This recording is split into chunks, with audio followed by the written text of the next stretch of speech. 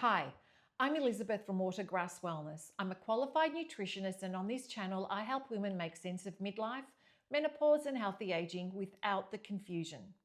I want to ask a slightly strange question. Why do we feed our pets according to their biology, but ourselves according to our psychology? Think about this for a bit. If your dog needed to lose weight, you probably wouldn't ask, "What does my dog feel like eating today?" You'd ask, what actually is best for their health. You'd choose food that matched their needs. You'd make sure they got enough exercise. You'd keep fresh water available. You'd probably limit treats. Not because you wanted to be cruel, but because you love them. Now think about the children in your life. If you've raised children, or you've even helped care for nieces, nephews, grandchildren, or the like, you probably did something very similar. Most of us wouldn't hand a young child a donut and a soft drink every morning and say, "There you go, that's breakfast." We naturally think growing bodies need nourishing food. They need movement, they need sleep, they need routines. We understand that instinctively. So here's the question I've been thinking about recently. Why does that thinking often disappear when it comes to ourselves?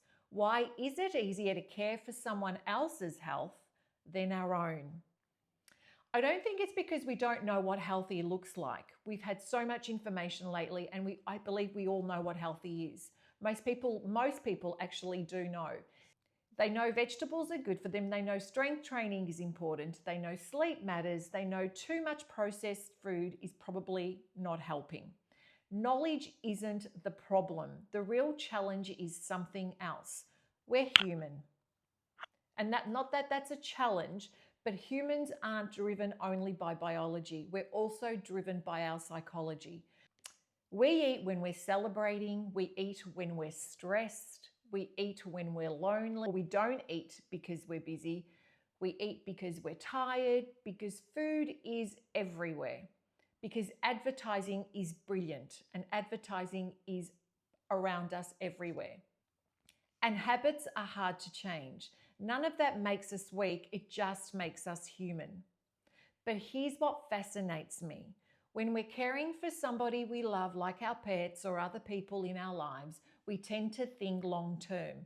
And we ask things like, what does this person need to thrive? When we're making decisions for ourselves, we often think short term, like, what do I feel like right now? So there's a difference. Those two are completely different questions, and they often lead to two very different outcomes as well. I think this one is one of the biggest mind shifts we can make. Instead of asking, what do I feel like eating? Maybe we could occasionally ask, what does my body need today? And with that, you can look at what haven't you had so you can have it now. Notice I'm not saying at every meal either. I'm not saying never enjoy desserts or never celebrate. Life should absolutely include joy. Food is culture, food is family, food is celebration. And we are blessed that we have so much food in abundance. I'm Mediterranean, and I understand that better than most. But I also know that celebrations lose their meaning if every day becomes a celebration. And this impacts on our bodies. Our bodies are biological regardless of our psychological thinking. They still need protein, they still need fiber, they still need the vitamins and minerals. They still need movement, they still need sleep, they still need muscle. This is all to function. They don't stop needing those things simply because we're busy or stressed or 55 or 40 or, like I said, just too busy. One of the things I love about nutrition is that it isn't really about perfection. It's about respect. Respect the incredible body that's carried us through every season of life and got us this far. Respecting the future version of ourselves, now that's another thing we can add. The woman will be in 10, 20, or 30 years. Every nourishing meal, every walk, every strength session, every good night's sleep is like placing another brick in the foundation of that future. You may not notice the difference tomorrow, but your future self almost certainly will. So perhaps the next time you're preparing your dog's dinner or that loved one in your life, or unpacking a grandchild's lunch, or making breakfast for someone you love, pause for just a moment and ask yourself that one simple question. Have I shown myself the same level of care today? Not through guilt, not through shame, just awareness. Be aware of what you've given yourself. Because lasting health doesn't begin with punishment.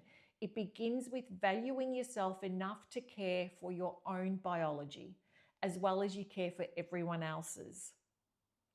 If this idea resonated with you, I'd love to know in the comments. Who would you find it easier to look after? Your family, your pets, yourself, or is there somebody else? I read every comment, and your experiences often inspire my future videos. If you'd like practical evidence-informed advice on healthy aging, nutrition, and thriving through midlife, I'd love to have you subscribe.